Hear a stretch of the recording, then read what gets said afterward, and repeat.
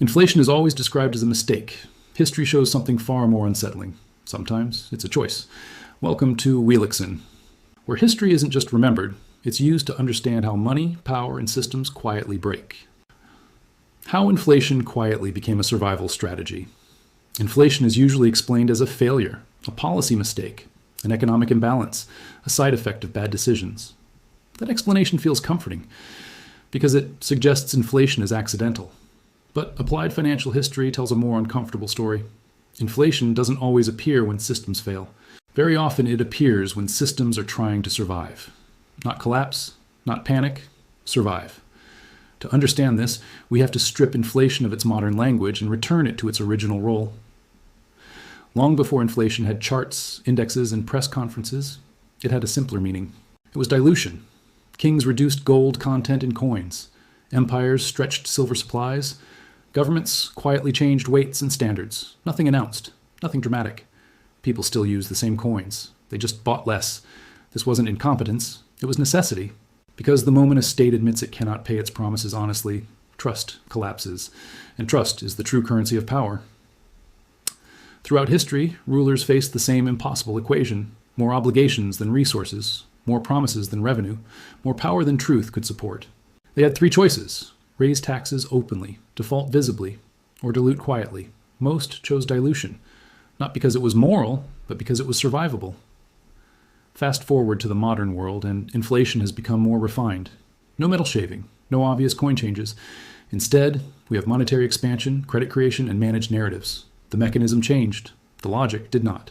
Modern governments rarely default outright. They inflate, because inflation doesn't feel like theft. It feels like bad luck. Prices rise, savings shrink, wages lag. But no single villain appears, and that is exactly why inflation works. Applied financial history shows a clear pattern. Whenever political systems reach a point where promises exceed reality, inflation enters the conversation. Quietly, professionally, and with reassuring language. It's never announced as a strategy. It's framed as temporary, transitional, necessary. The public is told it will normalize. It almost never does. Consider post-war economies. Governments emerged with massive debts, aging populations, and reconstruction costs. Raising taxes too aggressively risked revolt. Default risked loss of credibility. Inflation solved both. Debt shrank in real terms. Growth appeared strong nominally. The burden shifted silently onto savers. No riots, no resets, just time. This is why inflation is politically attractive. It spreads pain. No single group feels attacked. Everyone feels slightly poor. And then when everyone shares pain, no one organizes resistance. This isn't conspiracy. It's incentive. Politicians are rewarded for stability, not honesty. Central banks are rewarded for calm, not clarity. Inflation provides both. Look at how inflation is discussed publicly. It's never framed as policy success. It's framed as an external force. Supply chains, energy shocks, geopolitical tensions. These factors matter, but they are not the full story.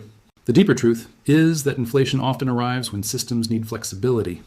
Flexibility to fund obligations, flexibility to roll debt, flexibility to avoid visible cuts. Inflation allows systems to say yes longer than they should, and saying yes preserves power. History shows that inflation accelerates when systems refuse to make hard decisions early. Instead of cutting spending, they print. Instead of restructuring debt, they extend. Instead of reform, they postpone. Inflation becomes the delay mechanism. This is why inflation often rises alongside stability. Markets look calm, employment holds, growth appears steady, but purchasing power erodes underneath. This is not failure, this is management. The most revealing evidence comes from how inflation is measured. Indexes are adjusted, baskets are reweighted, volatility is smoothed, not to lie, but to prevent panic. Because panic forces truth, and truth destabilizes. Once applied financial history shows that inflation becomes dangerous only when it stops being subtle. When people feel it daily, when trust erodes, when savings visibly fail. Until then, it functions exactly as intended. This is why systems rarely fight inflation aggressively unless credibility is threatened. They tolerate it, manage it, communicate around it. Because controlled inflation is easier than uncontrolled reform. But inflation has a cost. It weakens long-term trust. It discourages savings. It rewards leverage. And over time, it changes behavior. People stop planning. They start hedging. Societies shift from building to protecting. This is where inflation stops being a policy tool and starts becoming a structural signal. A signal that truth has been delayed too long. History shows that inflation rarely ends voluntarily. It ends when credibility is exhausted, when currencies must be defended, when rates spike, when systems are forced to confront reality. The longer inflation is used as survival strategy, the harsher the eventual adjustment. This doesn't mean inflation is evil. It means it is revealing. It tells you when systems are choosing time over truth. Once you understand this, inflation headlines read differently. You stop asking, what went wrong? You start asking, what is being postponed? Applied financial history isn't about prediction. It's about recognition, recognizing patterns before narratives change. Inflation is not always a failure. Sometimes it's a confession, spoken slowly, quietly, over years. If you want to understand money beyond headlines, subscribe to Wheelixon.